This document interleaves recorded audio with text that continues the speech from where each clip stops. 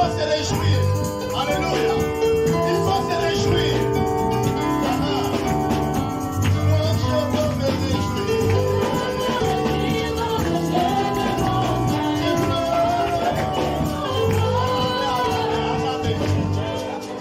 Tu ne veux pas te réjouir, tu t'assois. Toi, tu es libre dans la maison du Seigneur. Tu veux te réjouir, alors tu te réjouis. Alléluia. Se réjouir, c'est quoi? C'est de montrer sa joie pour son Seigneur. Ce n'est pas ça. Non, non, tu ne connais pas qui t'a délivré, on dirait. Mais est-ce qu'il t'a délivré? Moi, je veux me réjouir. Alléluia. Et quand je me réjouis, je me réjouis. C'est sans frein. La femme de David a dit, mais c'est quel roi? Comment on va te respecter si tu danses? David regarde la femme et dit, je ne comprends rien. Mais qui m'a fait roi? Alors qui peut m'enlever du royaume? Alléluia.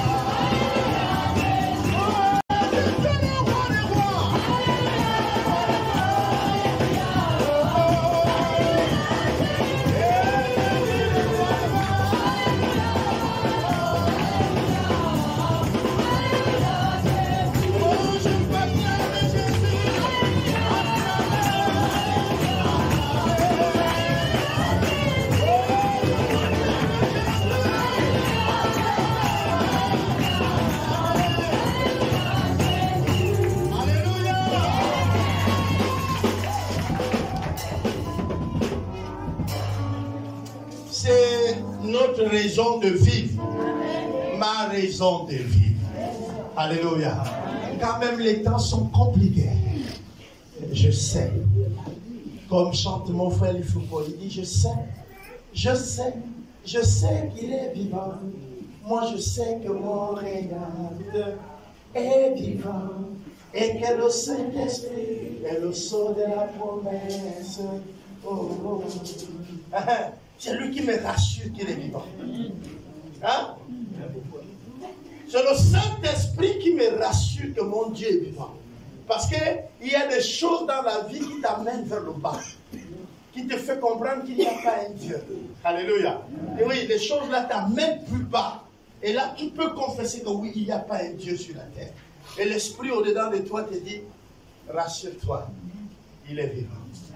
Et là, le chant que tu m'entends chanter là, hein, il va résonner en toi. Je sais qu'il est vivant. Je sais que le Rédempteur est vivant. Et que le Saint-Esprit est le sceau de la promesse. Oh. Vous savez, il y a des critiques. Hein? Même moi, au dos, je suis fatigué. Je ne sais pas qu'est-ce que ça vous dit. Mais il y a des chants que quand tu écoutes, tu sais. Ouais, là, c'est un chrétien fatigué. Le pauvre, il a prié de plaie arrière. Il dit, oh Seigneur, au lieu que moi-même je marche, prends-moi maintenant. Amène-moi au dos. Ouais, je suis fatigué. Mais il dit bien, je suis fatigué. La j'étais là, j'allais seulement répondre Odo. Odo. Odo. Je n'aimais plus autre chose. Et on te met Odo. Non. Je me rappelle que on nous avait enseigné un cantique qui dit le chemin est rocailleux.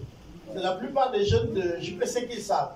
Il dit, et si le chemin est rocailleux et que les cailloux nous blessent un peu, alors rassurez-vous que le Saint-Esprit va venir vous consoler.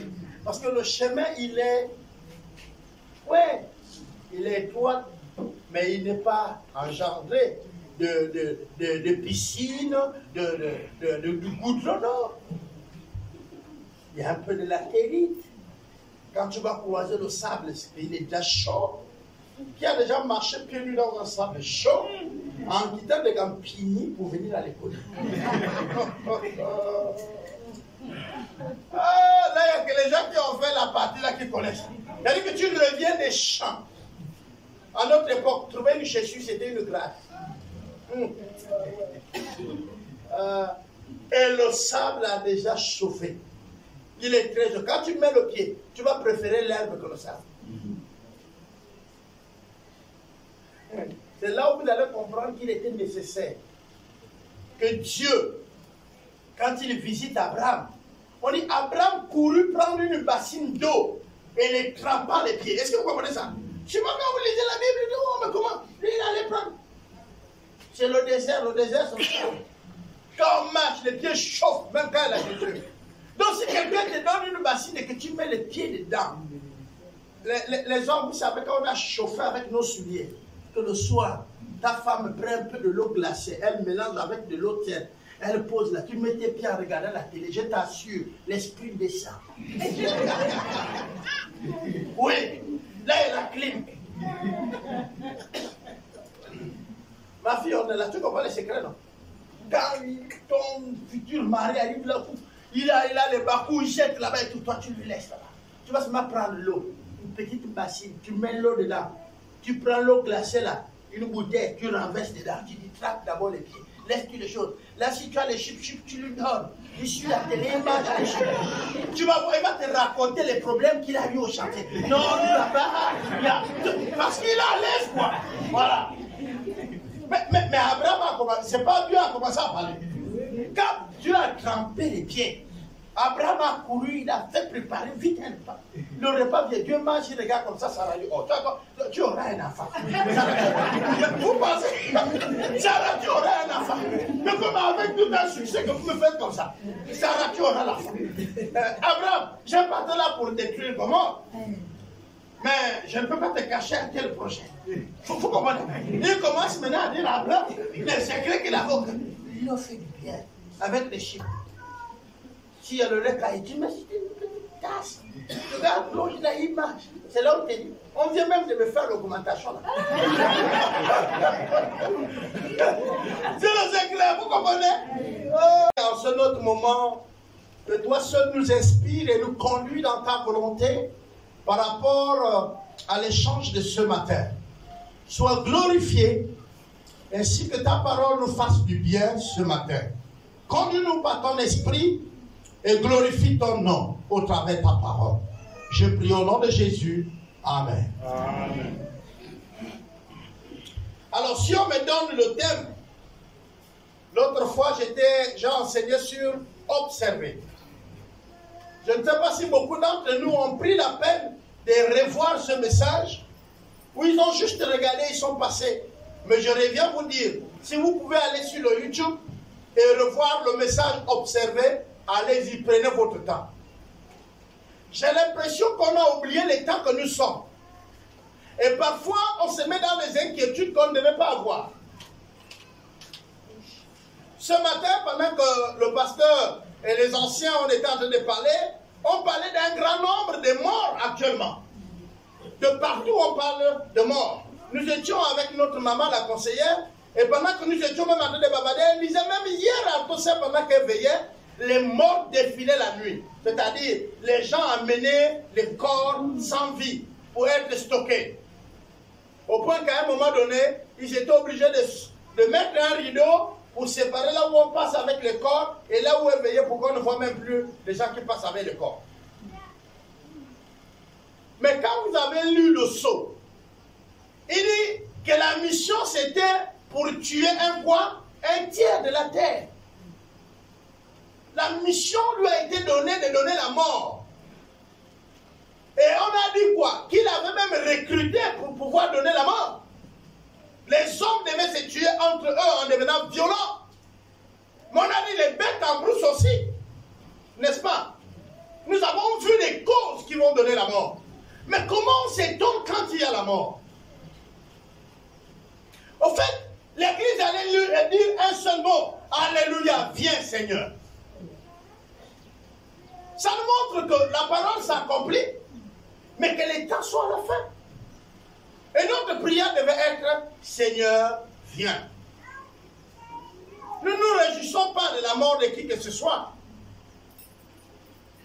Mais j'aimerais vous dire que la mort également que nous avons aujourd'hui, nous avons le choix, pendant que nous sommes vivants, de choisir notre camp. Où allons-nous partir quand nous serons morts? Est-ce que nous allons partir chez Dieu ou l'opposé de Dieu?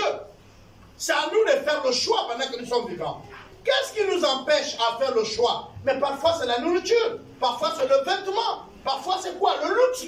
Mais aucune de ces choses ne nous accompagne même jusqu'à la tombe. Aucune. Bon, dans d'autres cieux, peut-être on enterre les gens avec la nourriture, je ne sais pas. Ou avec leur voiture. Mais là encore, ça ne t'accompagne qu'à 2,50 m ou à 3 mètres, si position te met avec ta voiture. Mais je pense que souvent quand quelqu'un est mort, il y a déjà un parent qui veut prendre la Prado qui est là. Et donc il ne souhaiterait pas qu'on enterre le gars avec cette Prado-là. Et donc selon nous, l'autre a fait combien d'efforts pour payer la Prado? Voilà qu'un type qui n'a même pas souffert, il vient, il ramasse, on appelle ça ramasser sa Prado. Hein? Et tu te prives, tu ne t'habilles même plus. Tu ne te laves même plus. Tu ne respires plus. Pour chercher à ce que tu payes la Prado. Et le jour que la Prado est payée, le lendemain tu meurs, il y a encore les sachets. Tu fais quoi? Dis-moi ce que tu vas faire. Tu t'es privé de cadeau. C'est pourquoi je dis, si nous nous privons pour Dieu, alors nous allons retrouver notre privation. Parce que la Bible nous dit, le pain jeté à la face des eaux serait retrouvé. C'est le seul endroit qui nous garantit de retrouver nos biens. C'est Dieu. Jusque-là, tous les systèmes occultes ne garantissent pas de vous retrouver vos biens. Même la réincarnation dit que si tu étais cancréra, tu deviens mouche. Si tu étais mouche, tu deviens sanglier. De sanglier, tu deviens homme dans une vie future. Ok, mais est-ce qu'un sanglier conduit la Prado? Est-ce que si tu deviens oiseau, est-ce que tu vas habiter la maison que tu avais avant? Il n'y a que le christianisme qui dit, je m'en vais vous préparer des maisons. Ça veut dire quoi? Quand j'aurai perdu ma maison sur la terre, je ne serai pas triste parce que j'ai déjà une maison qu'on me construit. Donc je vais retrouver une maison. C'est l'argent qui procure le plaisir, la joie quand on a ça en train de dépenser, n'est-ce pas non? Et quand on va dans les restaurants et tout, on dit on prend le plaisir, on vit. Mais le Seigneur dit vous aurez la vie éternelle. Et il dit ma présence va vous suffire. Vous n'aurez plus à chercher les restaurants. Vous serez rassasiés à vie. Vous n'aurez plus faim ni soif. Quelqu'un qui me rassure, c'est que je paye sur la terre. Mais gratuitement. Mais sans me déplacer de chez moi, je suis déjà rassasié. Je suis en paix. J'ai la joie. Dans la maison que lui-même m'a construite. Je pars où? Et il te dit attention, tout près de moi, à quelque part de moi, tu peux même me voir. Là, elle souffre. Mais nous sommes pleins qui courons là-bas. Pourquoi? Parce que nous n'observons pas. Pour faire simplement le briefing du message que je vous ai montré la semaine où j'étais là. Aujourd'hui, alors, je parlerai de quoi? Du temps et la foi. Le temps et la foi est le message d'aujourd'hui. Le temps et la foi. J'ai alors les bases bibliques que je voudrais partager avec vous. Nous serons dans 2 Timothée. 2 Timothée chapitre 3 verset 1 à 5. Nous parlerons du temps. Sachez que dans les derniers jours, il y aura des temps difficiles. Qui parle dans Timothée 2? Paul, inspiré par l'Esprit de Dieu. On est d'accord? Et il dit quoi? Il dit, l'un des signes que vous allez reconnaître le dernier temps, c'est quoi? Sachez que dans les derniers jours, il y aura des temps difficiles. Quel est le signe que vous allez reconnaître les derniers temps? Hein? La difficulté. Ce serait difficile. Les nations vous disent c'est difficile. Même ton parent qui t'aidait hier, quand tu lui appelles, il te dit, papa, là c'est dur. Donc vous ne comprenez pas que nous sommes dans les derniers temps. On vous a dit que dans les derniers temps, il y aura la difficulté. Dès que je vois la difficulté s'installer de partout, je comprends que ces temps sont les derniers.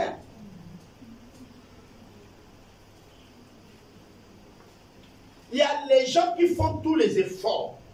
Ils peuvent voler même tout l'argent de l'entreprise. Mais ils seraient toujours dans la difficulté. Ce qui veut dire que ces derniers temps, la difficulté a fait quoi?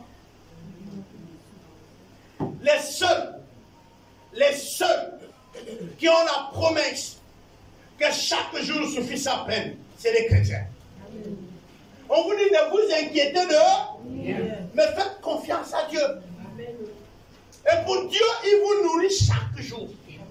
C'est pourquoi il dit chaque jour suffit quoi? Sa peine.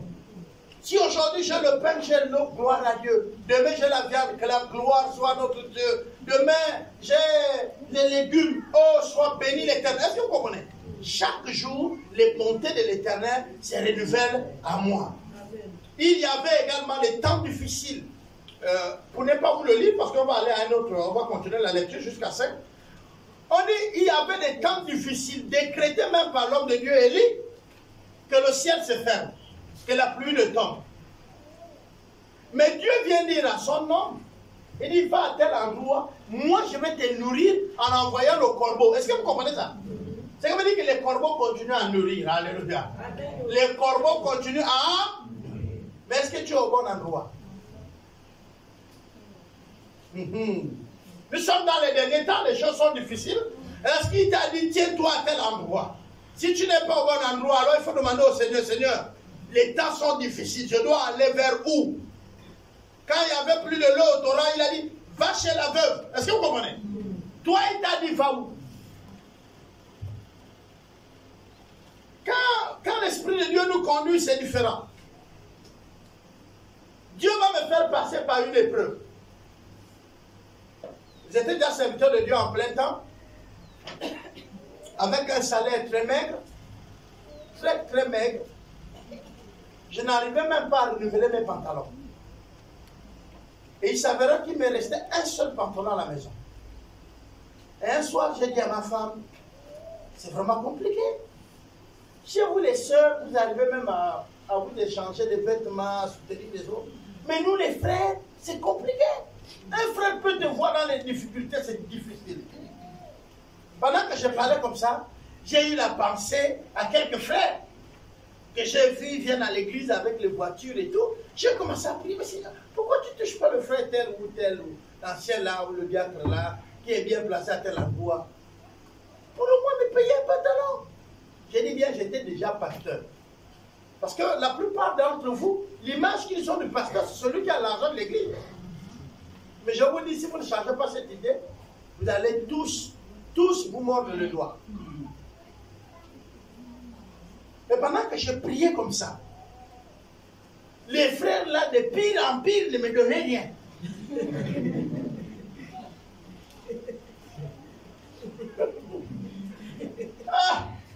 C'est un jour, j'ai fait un voyage dans le cadre de mes voyages missionnaires, où je suis invité sans que je ne connais même l'internet, sans appuyer sur le bouton. Quelqu'un vient me dire, il y a ton nom qui est sur l'internet, tu vas aller à une conférence, tu parles avec moi.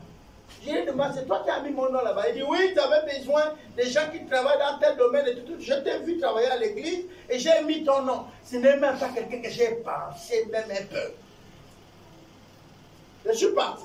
Et il y a un Américain qui a amené son trolley avec les habits qu'il va offrir, mais il ne connaît pas à qui. Mais quand il prie, Dieu le révèle moi. Regardez, Dieu me déplace d'ici pour un pays, il paye l'avion pour que je m'avais prendre mes pantalons. Alléluia. Amen. Donc, dans les temps difficiles, ne regarde même pas la paroisse, pas même parfois la... Laisse seulement Dieu. Alléluia. Amen. Fixe ton regard à Dieu. Là où il veut te mettre pour que tu manges, il te mettra. Les moyens qu'il va trouver, les stratégies, il le fera. Amen. En période de Covid, il y a les gens qui ont dit à moi, Papa Serge est là. Nos enfants nous ont quand même révélé ça. Que bon, vous jouez au grand parce que l'église fonctionne. Là, il y a le Covid, on va voir. Mais j'ai coulé la dalle en période de Covid. Où j'ai trouvé l'argent. Mais je vais vous dire, mais j'avais les marchés de la construction pendant la Covid. J'ai construit les maisons. Et l'argent là, je coulais la dalle chez moi. Et la nourriture ne manquait pas à mon congélateur. J'en donnais même à d'autres qui étaient aussi dans le besoin.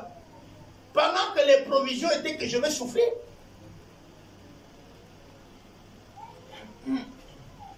Quand je quittais les ASMG, avant, j'étais très bien payé. Et il y a certains de mes amis qui ont dit, mais mon frère, tu es fou. C'est au moment où on t'augmente l'argent que tu démissionnes. Tu vas manger quoi avec ta femme? Tu vas habiter où? J'ai dit, je m'en vais dans mon chantier. Je suis allé dans le chantier plein de poussière et tout. Les autres pensaient, tu vas manger quoi? J'ai mangé tous les jours. Parce que c'est Dieu qui m'avait dit, va là. Je prendrai soin de toi. Amen.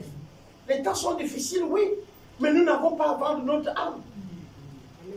Parce que nous avons quelqu'un que si nous consultons, il va nous dire, va à tel endroit. Je veux moi-même bouger le ciel pour que tu sois nourri. Si vous étudiez le corbeau, ce n'est pas un converti. Donc il ne peut pas amener la viande. Lui-même, c'est un bouffeur de quoi? Des viandes. On dit les temps sont difficiles. Lui, il cherche sa viande. Moïse t'amène quand même la viande. Donc le corbeau va chercher la viande là où Dieu lui dit de prendre et il l'amène à Élie. Pendant que lui-même, le corbeau, est un mangeur de viande. Donc vous comprenez quoi? Le païen va te nourrir. Ton ennemi va te nourrir. Prendra soin de toi. Quand Dieu va le dire, toi le ministre X, occupe-toi pendant une semaine des monts Ouin. Tu ne comprends pas. Le ministre dans le ravin. Ah papa, mais je ne savais pas que tu es ici. Voilà, c'est l'esprit de Dieu qui nous conduit. Voilà le café de poulet. Voilà. Toi aussi qu'avec les enfants, que dans les niamboués, que dans les chocolats. Tu changes seulement que les couleurs. Hein? Jusqu'à ce que Dieu te dise non, ce n'est plus là. Il change. Celui. Parce qu'il ne faut pas t'accrocher à celui qui t'a nourri pour un temps. C'est pour un temps, le temps là passera pour qu'un autre vienne. Alléluia. Amen. Voilà. Et le verset nous dit quoi? Car les hommes seront quoi? Égoïstes. Amis de l'argent. Fanfaron. Fanfaron c'est quoi? C'est l'inventaire. Les gens qui aiment s'inventer des tout. Il est prêt à dire, je suis ministre délégué à la défense, comme tu ne connais pas le ministre délégué, et c'est vous les sœurs, Comme le gars est venu avec la délégation du PDG, or il a trouvé un frère qui vient ici, qui lui a amené, il n'est même pas militant. C'est long, mais j'étais envoyé par le grand camarade. Ben, tes problèmes peuvent être résolus. Il change. C'est un vent. Il vend l'État. Il vend ça. Un distributeur de bobards. Toi aussi, oh. J'ai trouvé quelqu'un. Mais quand quelqu'un vous dit je travaille au palais, vous avez fait un tour au palais. Vous connaissez le travail qu'il y a au palais. Il y a le travail là. Et c'est vrai que les gens travaillent au palais. Il y a ceux qui balayent, il y a ceux qui lavent, il y a ceux qui gardent les voitures, il y a ceux qui chargent les plaies, il y a tout ça. Ceux qui lavent les assiettes, ceux qui chassent pour amener la nourriture, et tous ils sont au palais. Donc le fait qu'il te dit, je travaille au palais. Toi tu as déjà vu qu'il est quoi? L'adjoint du président. Il serait là à pied. Les chefs de cabinet, avant de venir, le pays bouge. C'est l'adjoint qui... Comme ça. Toi-même, regarde bien ta voiture. Tu sauras que c'est un peu réparé quelque part. Tu sauras que c'est lui-là. Les temps sont difficiles, c'est vrai. Mais nous n'avons pas à vendre notre âme. Nous n'avons pas à renier notre Seigneur. C'est difficile, mais il prend soin de nous. C'est parce qu'on n'est pas attentif. On n'est pas attentif. Hein? On n'est pas attentif. On nous dit qu'il y aura les fanfarons. Il y aura aussi les quoi? Hein? Hôtel, c'est quoi?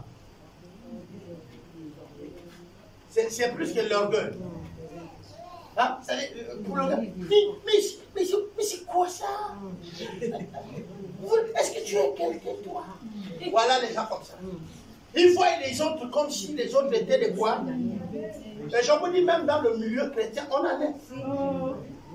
Il y a plein qui ne sont pas convertis, ils sont hautains. Si vous le faites officier, même un culte, à la fin, c'est lui. C'est lui. S'il a prêché, tant pis pour vous. Hein? Écoutez-vous, écoutez. Comment est-ce que vous me regardez là? Avec lui là.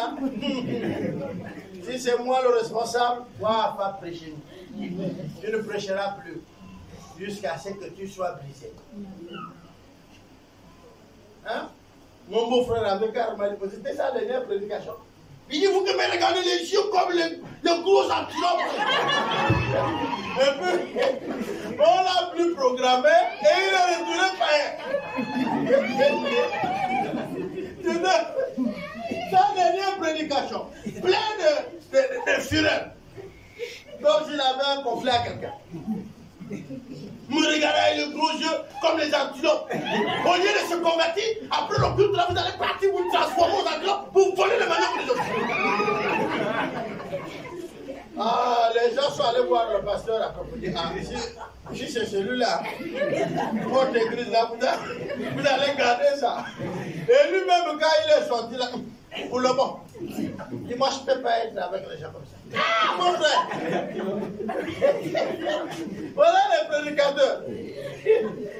Ça, c'est juste pour dire, ok.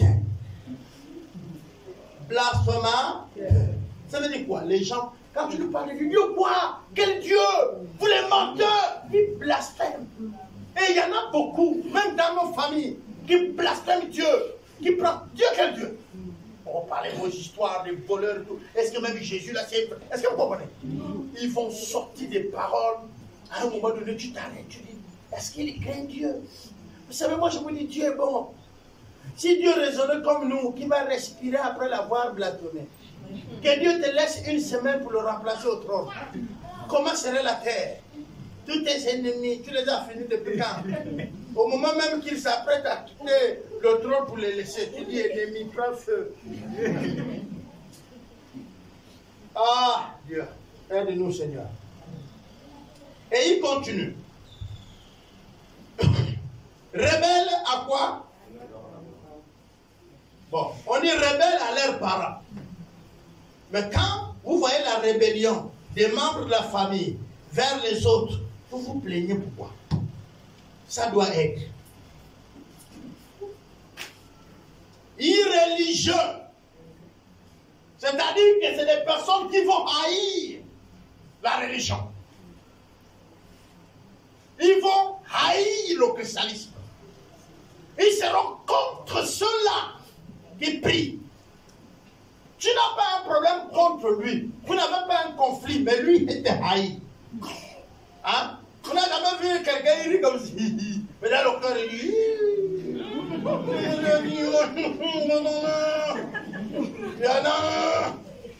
Hein?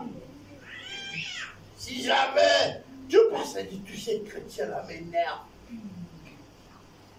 Parfois on entend le discours comme ça. La personne ne connaît pas que tu es chrétien, tu es à côté de lui. Il connaît un autre chrétien qui passe, il dit, ah, tu sais, moi, laver les Bibles, il m'énerve. Mais au fait, il ne parle pas à lui, même toi, Si Dieu a permis que tu comprends, il est en train de dire que vous tous, vous l'énervez. C'est parce qu'il n'a pas vu avec la Bible et il ne sait pas que tu es chrétien. S'il le savait, même à toi, il te dira que tu l'énerves. Et puis, on va avancer. Insensible, n'est-ce pas, non? Déloyaux. Donc les gens ne seront plus loyaux. Calomnisant, intempérés, pour ne rien, ils pètent le cap. Cruels, ils sont prêts à tuer. Et ennemis, les gens de quoi? Donc si tu fais du bien, tu auras quoi? Des ennemis. Parce qu'il y a des gens qui vont haïr ceux qui font le bien. Même au quartier, tu aides les gens là, tu énerves d'autres. Traite, emporté, enflammé d'orgueil, aimant le plaisir plus que quoi? Voilà. Les hommes doivent se marier maintenant entre eux. Quand nous on fait des voyages dans les pays des autres, il y a des moments où tu fermes les yeux. Vous dites, oh, vous n'aimez pas l'Afrique. Qui va aimer voir son papa en sexy, en train de marcher sur le goudron? Un slip, un homme. Et c'est la liberté. Donc tu es en train de marcher avec ton enfant te dit, mais papa, ça c'est l'homme ou les femmes? Regarde, il a mis une belle jupe. Sexy, c'est un homme. Et tu dis quoi à ton enfant? Ben lui là c'est qui? Moi je dis non, il faut créer un autre nom parce qu'il y a les sangliers, les bus. Je dis c'est l'homme animal. Mon fils, celui que tu vois là, c'est l'homme animal. L'homme animal, c'est que tu dis, c'est les hommes qui ont déjà perdu la raison. Parce que comment le père d'une famille? Tu as une femme et les enfants. Tu mets un bikini. C'est pas que tu pars à la plage. Tu quittes ta maison en bikini pour aller à une réunion. Dis-moi si c'est de quoi que tu revendiques. Il y a des problèmes. Et on dit c'est les blancs. Vous tous là, vous rêvez aller étudier. Pour ceux qui font le bac là, vous rêvez aller là-bas, non? J'espère que vous avez un esprit qui peut chipoter ce qu'on dit là-bas. Parce que quand vous voyez les autres reviennent, ils pètent les câbles. Il y a un papa